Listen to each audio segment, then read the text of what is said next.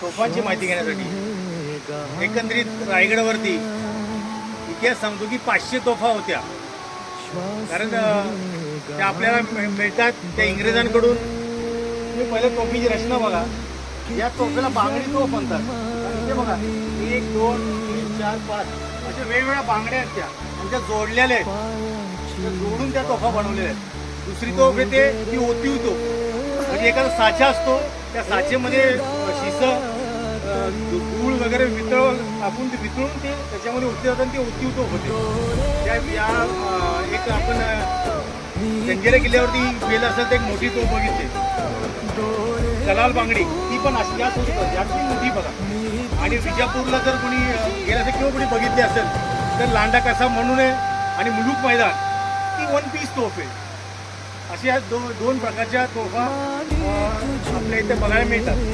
इंग्रजांना